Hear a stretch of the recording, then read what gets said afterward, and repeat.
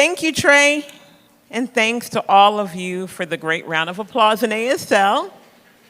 I appreciate it, and I'm honored to be here to tell my story. I was born in Tanzania. I could hear at birth, and my family was also hearing. But at the age of 2, I contracted meningitis and lost my hearing completely. My mom knew I would have no opportunities in Tanzania as someone who is deaf. So I went to public school, but there were no deaf schools for me there, no one to teach me sign language, no way for me to live a productive life. In fact, it might have even been dangerous for me, and she knew that. I couldn't communicate at all. Life would have been really difficult. But when I was 7 years old, my mom managed to find a way for me to come to America along with my family and siblings. We left everything with only the hope of a better life for me. We arrived in Clarkston, Georgia. I was able to start school at the Atlanta Area School for the Deaf. I was 9 years old, and I quickly learned American Sign Language and English. It was great for me at school, but I still had no way to communicate with my mother and family who did not know how to use sign language. They didn't speak English, only Swahili. It was complicated and frustrating for us all. My mother was away a lot, and eventually the police were called to do a wellness check on us. We were living in pretty bad conditions, often had no power, and we were left alone a lot. I was the oldest, so I was often responsible for my siblings. There was also abuse in the home, and it was completely unstable. I know my mother wanted the best for us, but we were basically homeless. So when I was 16 years old, I, along with my siblings, were taken into de facto custody. We were all put in foster care homes. As a teenager, that was extremely difficult. In the foster home, I continued at Atlanta Area for the Deaf. School was the only place where I felt supported and understood. It was the only place I could communicate. My foster parents didn't know how to sign either.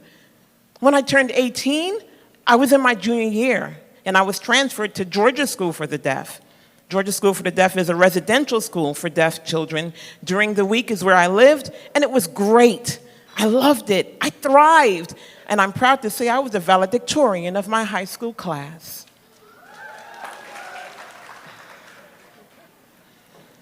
That was a happy moment, though, even though it was really scary. I had no idea what my next step would be or how I would survive on my own because I'm deaf, about to age out of foster care, and I knew that my family could not support me. I wanted to be a successful adult and go to college, and that was one more journey I had to overcome. My mother didn't bring me all the way from Tanzania not to succeed. A counselor from the residential school suggested that I visit Chris 180 to see if I could use that place to be where I could transition to adulthood. I came for a visit, and it was absolutely true. Look, no one there uses sign language, and I'm the only deaf person. But they were excited serving me and didn't see my deafness as a barrier to success. They provide interpreters so that I could be a part of the community, and that's exactly what is happening. A big step to becoming independent was learning how to get around on MARTA, and I learned that at Chris 180. I did take a few wrong buses, but now I get around like a pro. I'm pretty proud of myself.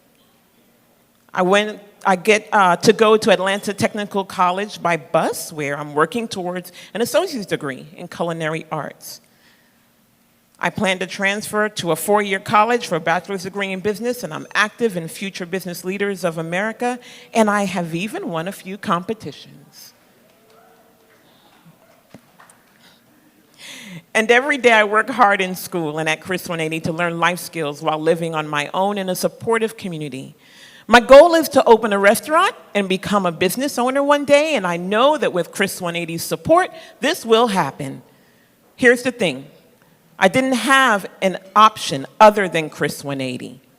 And after the sacrifices my family made for me to get into this country, there is no way I'm going to fail.